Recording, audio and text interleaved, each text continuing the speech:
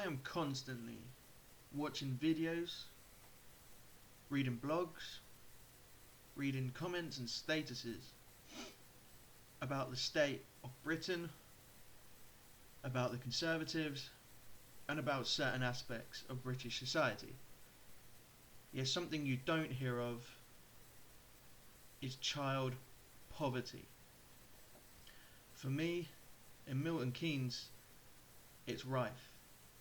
1 in 5 children, 20.2% of children in Milton Keynes now live in poverty.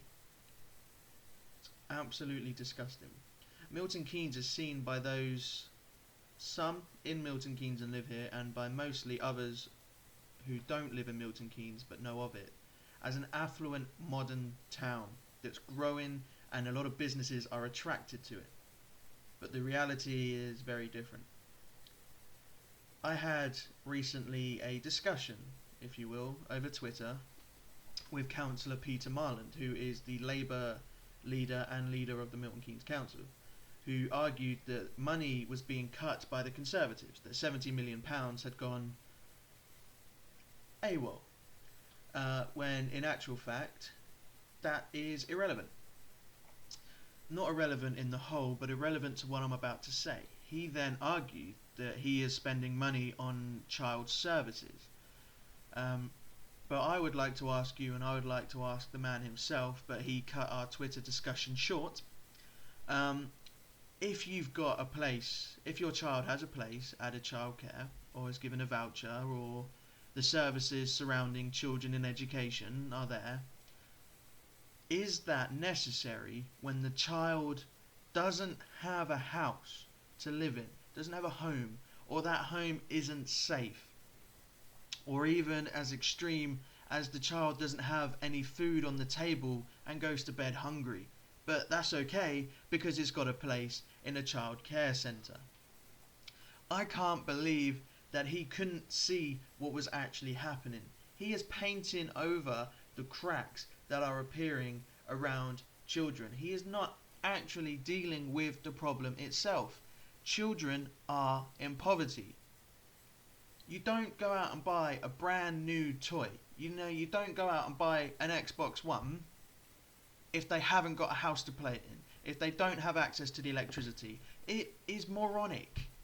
But it's okay because they're seen to be doing something. It's okay because let's just blame it on the Tories. Don't get me wrong, I'm not their biggest fan. I'm probably one of their biggest anti-fans, if you will. But you can't just go around blaming all the negative on them, but then taking all the credit. You take all the credit for all the good stuff, which I think personally is a waste of time and is not the actual priority, but then they take all of the negative and blame it on the Tories. Because they can. Because hey ho, the rest of us residents, do as you're told and life will be good. Oh, I'm sorry, I thought that part of a democracy was that I could challenge. And that when I use your own statistics, Milton Keynes Council statistics, to prove that what you are doing isn't working, I thought that you would then give me the decency to say, actually, yeah, we ballsed up. Maybe we should be doing this. Maybe we should be giving more money to charities. Or we should be putting more money into building social housing.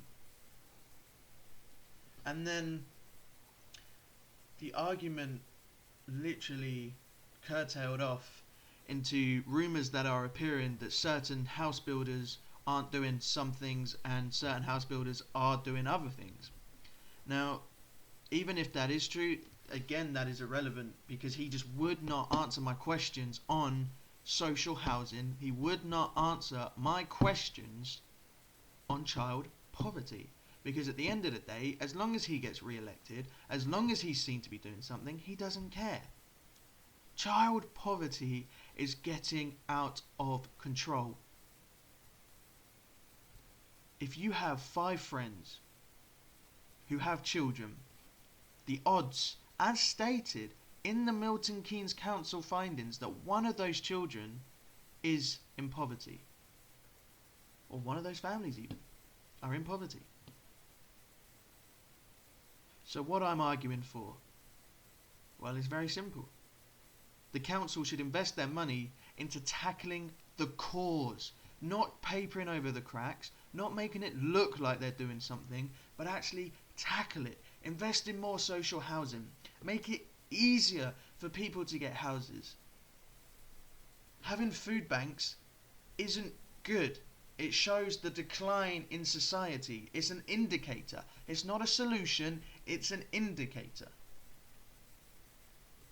The Liverpool Council in the 80s challenged the government. They challenged. They refused. They refused to take what the government was telling them to do. And the Liverpudlians benefited. Although later on, the militant tendency was kicked out, created the Socialist Party. Milton Keynes Council has got to tackle this. It's got to work with charities. It's got to work with organisations, NGOs that deal with these. It's got to work with residents and political activists and people such as myself and some of the other members of certain political activist groups to say, okay, this is what we can do. And if we can get Milton Keynes as a safe situation, as a safe environment for children, we can then move on to the national picture. But instead, we're stuck here, and I'm talking to you about my hometown being a poverty zone for children, when we should all be saying how great Milton Keynes is, and that it's this great big beacon, when in actual fact the truth is very different. So I'm upset, and I'm angry, and there are a lot of people in Milton Keynes who are the exact same. And they're asking, Milton Keynes Council, what are you doing? Fix it. And fix it quick. Because this is wrong. And I can promise you this. Whoever's watching this video, I can promise you this.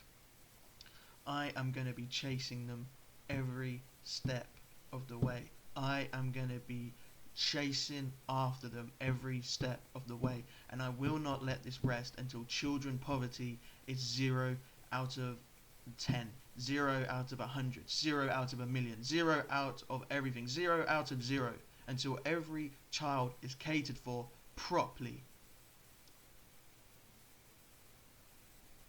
Good luck, comrades, and good luck with the struggle wherever you may be.